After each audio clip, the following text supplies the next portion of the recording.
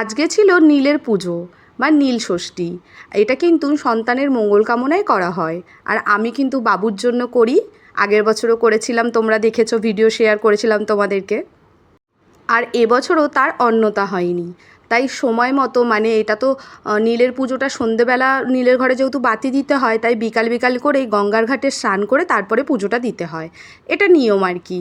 তো আমিও এই নিয়মটা পালন করি। আমিও কিন্তু স্নান করেছিলাম গঙ্গায়। আর আজকে এত পরিমাণে ভিড় ছিল যে আমি সেই পরিমাণে ভিডিও করা হয়নি, দাঁড়ানো যাচ্ছিল না গঙ্গার ঘাটে।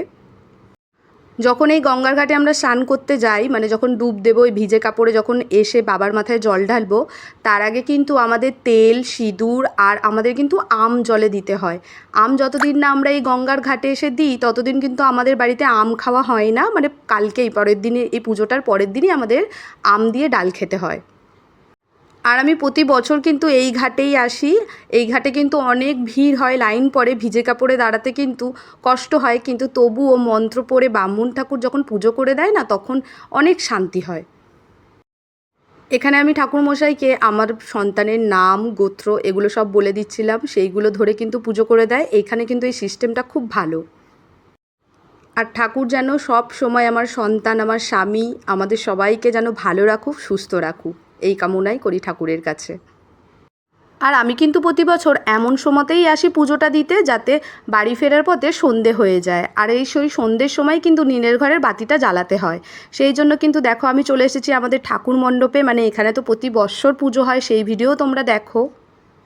আর যখন আমার শাশুড়ি মা বেঁচে ছিল, তখন তার ছেলের জন্য এখানে বাতি জ্বালাতো প্রতি বছর। আর সেই জন্য কিন্তু আমিও কিন্তু যবে থেকে উপোসটা করছি, তবে থেকেই কিন্তু নীলের ঘরের বাতিটা এখানেও দিই, আমার ঘরেও ওখানে দিই। দুর্গাপুজোর কিছুদিন পরেই যখন কালী পুজো হয়, তখন কিন্তু আমাদের এইখানেই বেদিতে খুব ধুমধাম করে পুজো হয়। এই বছরও হবে, সেইটাও তোমরা দেখতে পাবে। আর দেখো বাবুকে, দেখো বাবু কিন্তু পেছনে পেছনে ব্যাট নিয়ে চলে এসেছে। আর এই গোটা মণ্ডল বংশের একমাত্র উত্তরাধিকারী আমার বাবু। সেই জন্য ওর পিসিদের থেকে আরম্ভ করে সবাই ওকে মাথায় করে রাখে। আমার অবর্তমানে যখন আমি থাকবো না, তখন কিন্তু এইখানে আমার ছেলের বউই বাতি জ্বালাবে।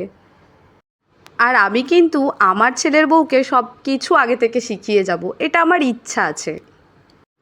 মানুষের তো অনেক কিছুই ইচ্ছা থাকে, সেটা পূরণ হবে কি না হবে সেটা তো ভগবানের ওপর। আর তোমরা তো জানোই আমি ঠাকুর দেবতা খুব মানি। পুজো করতে, পুজোর সব কিছু কাজকর্ম থেকে আরম্ভ করে সব কিছু আমার করতে কিন্তু খুব ভালো লাগে। আমি ছোটোবেলা থেকে কিন্তু এগুলো করে এসেছি।